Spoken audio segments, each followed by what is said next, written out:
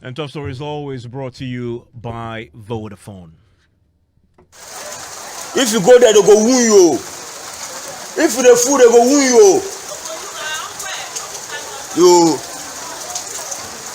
see, oh my back, oh my back, oh.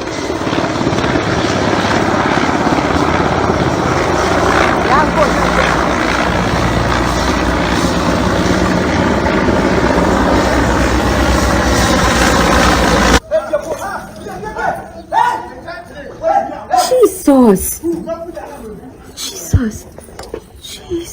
And those are sounds from the Greater Accra suburb of Ashaiman, where armed military men, backed by low-flying helicopters, went on a rampage, arresting and brutalizing residents. A man with blood oozing from his head and with severe lacerations on his back is seen warning people not to leave their homes. Others are seen being forced to roll on a muddy pool in the rain.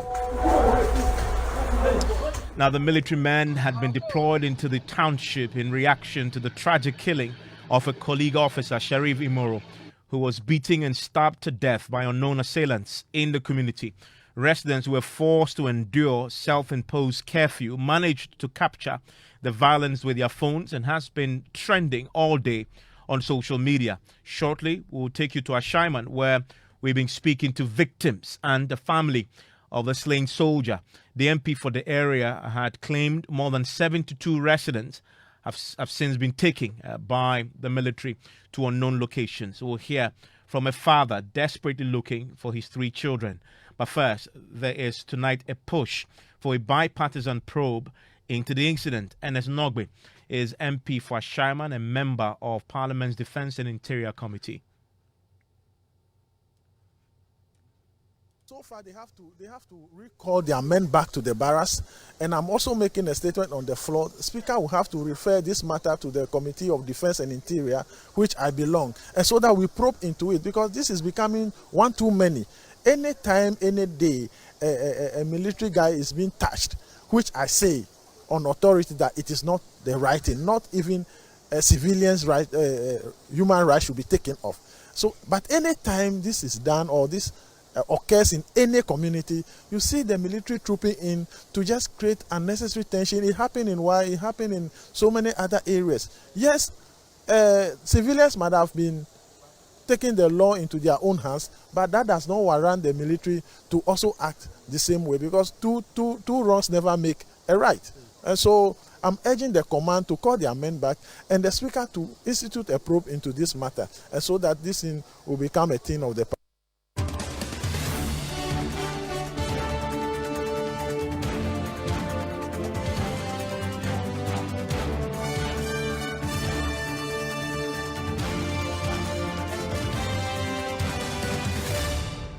Well, my colleague Kojo Brace just returned from Ashaiman and is in the studio with me. Kojo, so you got to the scene of this. Yeah. Did you meet the military men on site?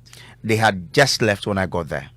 But what did you see in the absence? I saw people who were distraught about what had happened, and they had gathered in bed. A group of people standing and talking about the whole incident. And I saw the faces of people who were directly brutalized by these military men.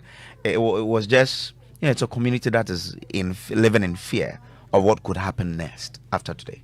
And we're learning tonight that the military men did not only visit the alleged violence that we've seen on social media videos, but may also have gone away with some of the residents, as in taking them away. Yeah. So now what happened is that if you are in a room, some of them, they were in their rooms when they had a knock. And then when you open, you won't see anybody. But just when you come out of the room, then a military man points a gun at you that sleep on the floor. And so they were made to sleep on the floor. They were taken to another junction where a lot of people had been gathered. And it was not only men. I spoke to a woman who was part of those who were asked to lie in the pool of water. A woman? Yes, a woman. He said she's a kenke maker. She was just about, cooking her kenke when the soldiers came and asked her to lie down together with her worker to lie down in the pool. What time of day was this? Some were getting around 3:30 a.m. Yes. Some 4:15. The woman mentioned 4:15 a.m. thereabout. That's when they got some of them. No So questions asked. No, They no, just no, literally no. showed up they on just her came. compound and just asked her to lie on the floor. Yes, yeah. So one of the guys who spoke to me said he was asking, "What has he done?" And nobody would even say anything. They just instruct you, lie on the floor, and that's it. So he said, and it must have been raining also, right? yes, Because yes. It was this when overnight, it was during the time the rain was falling. So they said they were lying in a pool of water from the rainfall, and so whilst you're lying there, the rain is still beating you on the floor, and some were even asked to sleep in gutters. There was this man I spoke to. He's so bitter. He said he was asked to sleep in the gutter, and he drank the some of the running water through the gutters. I see. Oh, personally, I don't know what really happened though, because every blessed day we do go work and every day. So this dawn, I was just indoor when a lady in my house shouted, "Obin Jimmy." So we came out, tried to find out what is happening. So immediately we came out, gun is being pointed at us, and they asked us to lie down. So we asked, in the process of lying down, they start hitting us with wire, wood log, and metallics and stuff. From there, they march us from the house to the street, to sleep on the street, to roll. In the process of rolling too, they are hitting us, and they send us to a T-junction at the top here.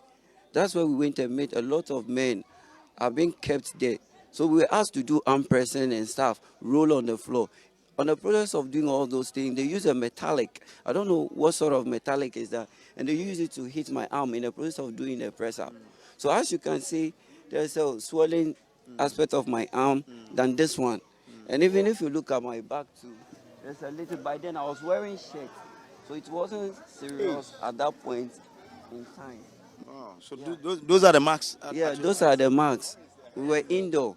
This man and I, and the third person is in right now. I don't know what is happening to it. Because by the third person is not wearing anything, only boxer. Only boxers is wearing, so their own is much terrible than mine. Wow. Yeah. And you were not told anything. You weren't told what you've done. So as we lie down, they are brutalizing us. The question they are asking us, who asked you to kill the military man? And I was like, I don't know what they are talking about. I know nothing about what they were saying. So they even used PVC pipe to hit my head. And it broke into two, you see. So we don't really know what actually is happening in this area. So that's just one victim there, and you spoke to a few more. more. But apart from those who were left behind, Yeah. others were taken away. And Yes. you spoke to a father Yeah. who can't account for his 3 children. Yeah, so this is a retired immigration officer who had gone to gone to a village for a funeral. He was called by the son when the military were forcing to enter the room. That is what is happening, and he could hear the bang on the door. When he returned, he couldn't account for 3 of his children. He was told that they've been taken away. 3 of your children have been taken away. Yes, please. What were you told? Well, around 5:30 at dawn, I went to funeral at my village, Ziaviho. So the eldest one called me that, "Daddy, the soldiers have come. They were banging the gate. Where are you?" And I told, "We have not yet come." He said, "No, they are banging the gate. They are forcefully opening it." We said, "Don't worry, we'll see what we can do." Just before then, he said, "They have entered the house. They have gotten into my room." I said, "What is happening?" He said, "Then we are hearing the banging. Bah, bah, bah. Ah." Before we realize we cannot hear of him. When we call, the phone is not going. We don't know what's happened. So we have to call neighbors. We call neighbors to see what is going on. Eventually, I realized that 3 of them has been forcibly taken. And armed civilians. What crime have they committed? We don't know. So I have to leave whatever I'm doing to rush down. Right now, I'm coming, and then this is where you are meeting me in the house. They first opened 5 of the doors. Used a catapult to break some of the louver frames and the glasses. Yes, and then broken all the levers around. A lot of things have been it's haphazard in the house. They were 4. One of them managed to escape with bruises. You have seen it yourself. They back all. They use whatever they get to beat them up. In fact, it is not a good sin. Very, very mesmerizing. So as we speak, do you know where they took your children? No place. No news about them. Their phones have been seized. How can I contact them? Yes. So I don't know where they are now. I don't know. And I don't know what to do. So I'm going to report at the police station officially that my children have been abducted from the house, so that we take it from there. And you don't know where the soldiers came from? No, because I don't see them. I have not seen them. I cannot tell, and there is no evidence as to what they have taken to show me, so that it can be as a lead story to help me. My children, they are always in the house. They don't go anywhere. Properly brought up. So, in fact, it's something we cannot bear, but with God, all things are possible. Thank you. And we've been trying to get some answers. The military, they've been unavailable. The police as well. So far, everybody else has remained very quiet. The police themselves haven't spoken on this. Normally, they would have issued a statement on this. We haven't seen one yet. I haven't. The military also, I've called the Defense Ministry many times. It hasn't made any response. But the member of parliament for the area happens to be a member of the Defense and Interior Committee in Parliament, and he's been to the ground, and I've been observing and also hearing from his own residents. And it's Nogbe joins us on the telephone line right now. Mr. Nogbe, thank you for your time here on Top Story. Thank you very much, and good evening to your listeners. We just listened to a father there. It can't account for his 3 children. You are the MP for the area. How many of your residents have been taken away, do you know? Yeah, thank you very much. And once again, good evening to your listeners and the good people of Ashaiman. To the best of my knowledge, I know about 72 of them were taken away from Ashaiman, and I'm making frantic effort to get their location. As I speak with you, I'm on my way to Bema Camp to see whether I can locate them at that place. Initially, we made effort at Michel Camp. They were not there. And so I just hope and pray that I get to Bema Camp and I'll be able to see them. But be that is me, first of all, let me take the opportunity to send my condolences to the bereaved family of the young soldier who was killed on Saturday. It was a dastardly act, and that should not be even condoned by anybody. It should be condemned by, any shred of imagination that any human soul could be taken by any individual. That should not be the case at this point. But be that is me, we cannot even take the law into our hands, even whether we are lawmakers or we are security agencies, etc. We cannot take the laws into our hands. 2 wrongs never make a right. And so when you have an offender, a culprit, somebody who has committed a heinous crime, what is expected of you is to look for that person and then make sure you bring that person to book, because that person must face the full rigors of the book, because he has killed somebody, first-degree felony. But taking the law into their hands, especially the security agencies, the military men, by invading the community and also brutalizing innocent people, arresting a number of them, it's uncalled for and it's unlawful. Though I share in their sentiment the reason for which they are doing this, but they should target the culprit. They should investigate and arrest the culprit rather than engaging in this illegal activity. Yeah, but there's even questions about whether the military is a law enforcement agency when you have a police service well capable of investigating this the right way as backed by a law. If the police were allowed to do their jobs, many people do not doubt that they would have gone in there and possibly done a more targeted investigation. Exactly the case, because when the incident happened, the police started working on it. The divisional commander and the district commander, they started investigating the whole incident.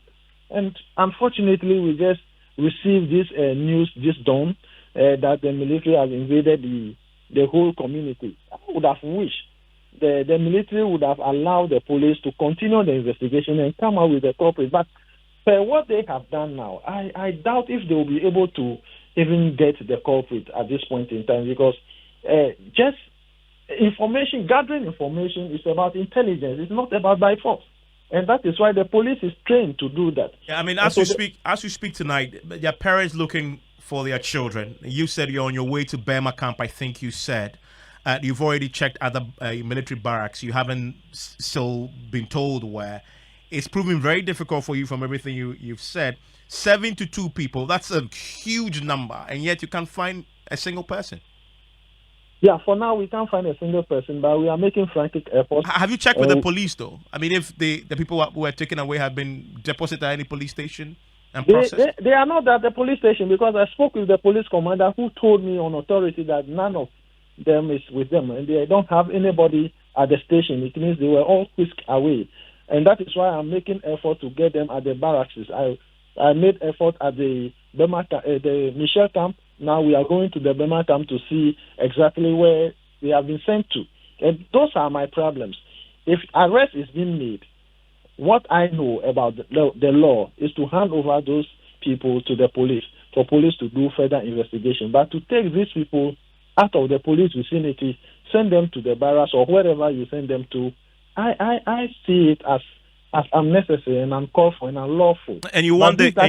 These are human beings, and we have to cheat. Yeah. And we have to make sure we get them for their families. You want Parliament to look into this. Thankfully, Parliament is in session. Have you had a conversation with your colleagues, and what's the view in the House on this? Yes, when you look at the mood in the House, in fact, everybody is, very much surprised about what is happening. I spoke with the Speaker. I presented a statement to the Speaker, and on the floor, I rose again to make another statement, which the Speaker said I should hold on, and they were doing a further investigation to see the veracity or to understand the ramification of what is happening. And so, all that I'm asking the Speaker to do is, in any event, he should constitute a parliamentary probe. This matter can be deferred to the Defense and Interior Committee. We have done it before. We went to Kumasi, and we came out with a vivid report.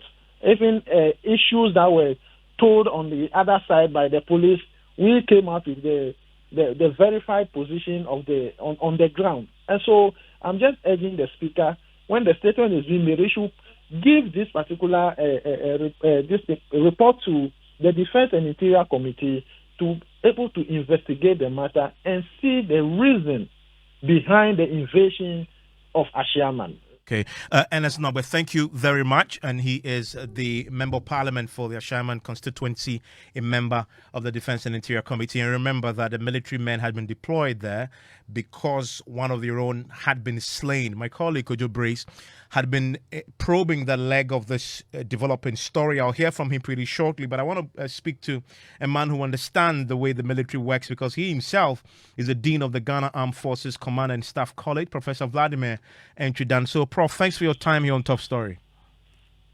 Thank you for having me. From what we've seen and heard so far, many military officers were deployed in this area. We also seen helicopters flying over. Is this sort of operation one that is backed by a proper command structure? As in, would they have been deployed to the ground formally?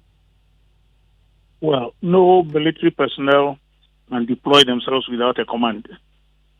There must be a command that shows the purpose, the object and objective.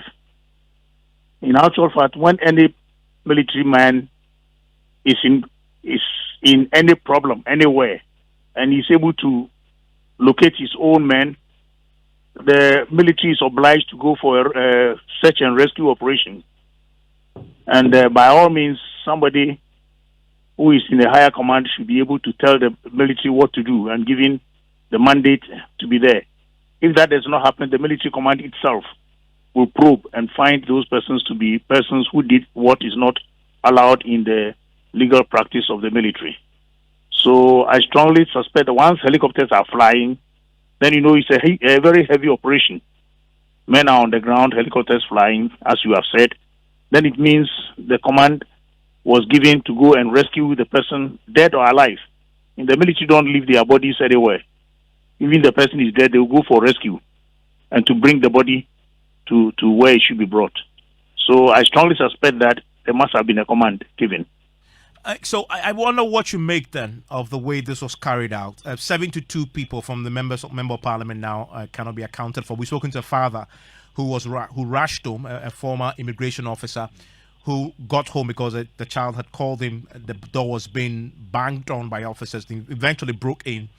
He comes home, he can't account for the 3 children, looking for them now. The MP says he's been to Michelle camp, he's now on his way to Bema camp. He still can't locate any of the 72 people who have been taken away. I mean, what do you make of all this? Well, in the heat of all these things are bound to happen. People are arrested in haste and sent to either barracks or to the police or whatever it is. We are going to see all these in the way and manner the whole thing was conducted. So I'm not surprised that these things are very unfortunate. If constitutionalism were to work in Ghana, these things wouldn't happen.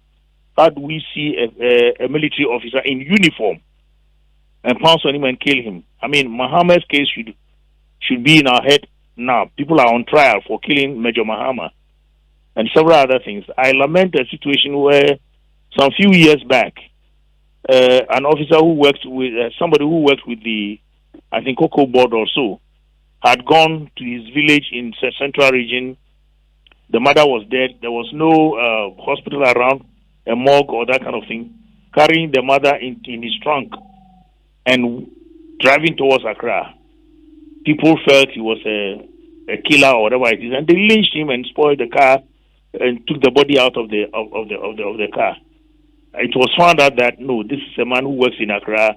The mother was dead. He couldn't leave the mother there without sending the corpse to a morgue. And you know, if we are all law abiding, when you catch such a person, you call in the police. We need a soldier.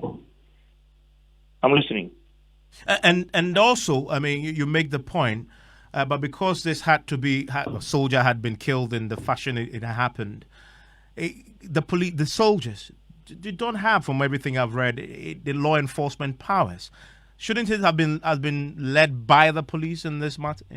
Obviously, yes. Normally, the military is called in when the police are overwhelmed, when the crisis management is such that the police can't hold on. But you know, as I said, as far as I know, the military is everywhere in the world. When any one of them is in trouble, and they don't ask permission from any other authority anymore. They don't ask permission from the police or from anything. The command gives the command so that they are able to rescue their own. I'll give you an example. What happened to one of our men in a peacekeeping operation in Côte d'Ivoire? This fine officer, a colonel now, was almost being lynched by one of the factions in the Côte d'Ivoire struggle. And even soldiers were involved in trying to beat him. And, you know, he's a Ghanaian soldier. You could see the accoutrement. You could see everything that is a Ghanaian soldier. When he was able to link up with the Ghanaian contingent, gun back, the Ghanaian contingent came there and actually brutalized a lot of people to rescue him. This fine officer would not have been walking about today if they hadn't gone there. So everywhere in the world, when a soldier is in trouble and they get to their own men, they will really come in their numbers. They will come just at the blink of the eye, and they will be there to rescue their man, whether even dead or alive. They will try to get their body away. So what I know is that everywhere in the world this happens. That is why there is constitutionalism in most places. You see a soldier, I mean, if he is wrong, you report to the police if the soldier is misbehaving. And we have lynched soldiers, we have lynched policemen. You know, one of them some time ago, I think, I've forgotten the name, the popular name. He was killed and his body chopped into pieces and buried at 7 places. You know, when you hear such a thing and the police or the military are coming, they are coming already beaten, already angry. You know, I'm not supporting whatever has happened, but I'm saying that unless we ourselves are law-abiding, these things will happen and happen and happen again. Professor Vladimir Chuda, so thank you very much. Adams Bona is a security analyst, and he's been working the police angle to this and joins me on the line. Mr. Bona, so you've seen this. I wonder, where's the police in all this? Oh, yes. Good evening, Evans. Well, I'm reliably informed the police had already picked up some suspects in connection with the death of this young military officer who had left his base with the permission to visit the mother. And the unfortunate situation happens. And so prior to this morning, the regional command in Tema had already picked some suspects, I think, and those suspects are still in the custody of the police, undergoing interrogations And I am also reliably informed that the incidents seem to be something that has to do with probably, some love relation gone wrong. And so it might not look like, what do you call that, what we are reading about and what we have heard. Intel are picked indicate that this looks like, because then the incidents seem to have happened just about 20 minutes away from a location the military officer is very, very, very familiar with. So I think that what has happened is unfortunate. Those who killed him, I would say needs to be punished. But there again, the military moving in this morning to, met out whatever they did this morning to the residents there, I find that not good. But like I said, I've been saying, the justice delivery system in this country needs to be relooked at. If you take Major Mama, I had my colleague, Professor Enshidanso, talking about, if you take Major Mama case, I didn't go into it, but it's still lingering in court. For how many years? If you take JB Dankwa, still lingering in court. There are several of them, but I would have wished that for this particular incident, now that we have a police that is doing a lot more of intelligence, policing, we should have left it in their hands to deal with it. But the unfortunate situation happened, and the military were there. Those who did that, and communities who would usually target, especially those in uniform, and do these things to them, I think it is high time we made them aware that when you do this, these things sometimes could call for some of this unfortunate situation as we saw this morning, Evans. Thank you very much, Ananbona, for that. If you are in Ashaiman and have been affected, or you saw what happened, you have videos and pictures to prove it, please share with us. 055-11-11997. Newsnight in a minute.